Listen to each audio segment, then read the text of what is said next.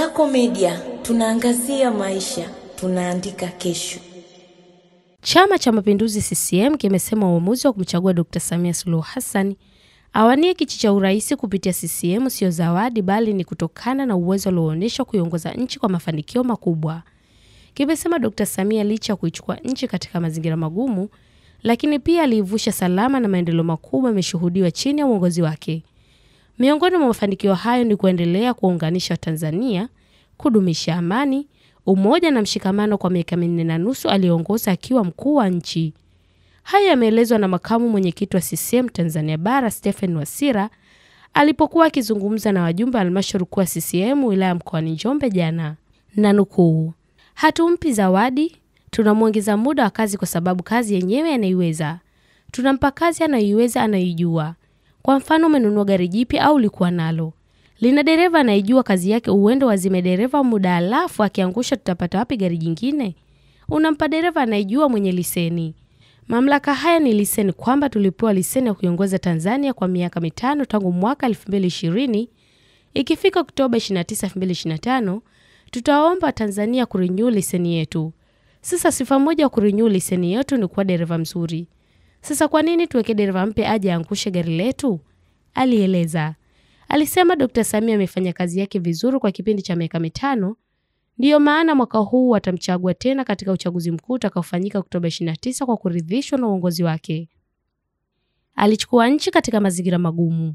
Makamu mwenyekiti Wasira alisema miaka 4 iliyopita nchi ilikumbwa na maafa matatu ambao ni ugonjwa wa uviko 19 ambao ulikuwa unaua watu na hauna dawa. Ikaondokewa na rais wa wakati huo Dr. John Pombe Magufuli, ikiwa mara ya kwanza katika historia ya taifa kufiwa na rais akiwa kazini. Na nukuu, kufiwa na rais ambaye yuko madarakani katika nchi nyingine zenye shida ni sehemu ya mgogoro na unaweza kuingiza nchi ile vitani. Muone faida ya amani na faida ya umoja. Alipofariki mzee Magufuli nchi ikabaki imetulia. Katiba ikatupa jibu kwamba akifa rais makamu wake ambaye waliomba naye kura ndiye anaapishwa kuwa rais. Makamu wetu alikuwa Samia Suluhu Hassan mwanamama, akatuambia maneno mawili, kazi iendelee.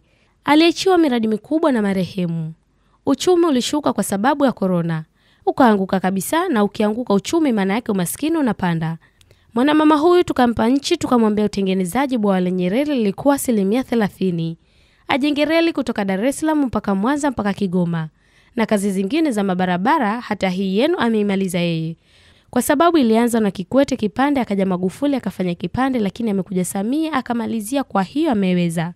Alisema kwa miaka 4 amefanya mambo makubwa na kwamba hakuna mwenye shaka naye.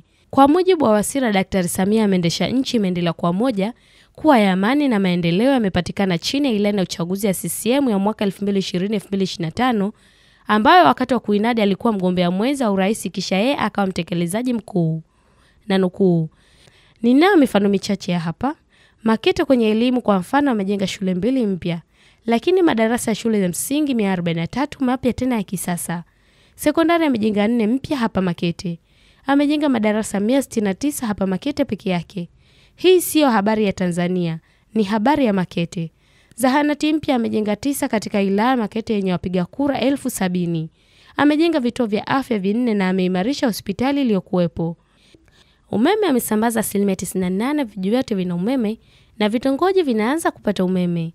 Na ilani yetu inasema ikifika mwaka 2030 kila Mtanzania awe na umeme nyumbani kwake, alisema. Aliongeza, hakuna mwingine kama Samia, labda atapatikana mwaka 2030. Lakini kwa sasa ni Samia. Kwa kipindi hiki Rais Samia amefanya kazi kubwa sana na ndiyo maana tunakuja kwenu kuambia Samia mitano tena. Wasira alitumia fursa hiyo kumwombea kura za kishindo Dr. Samia, mgombea ubunge jimbo la Makete Festo Sanga na wagombea udiwani waliosimamishwa na CCM katika jimbo hilo.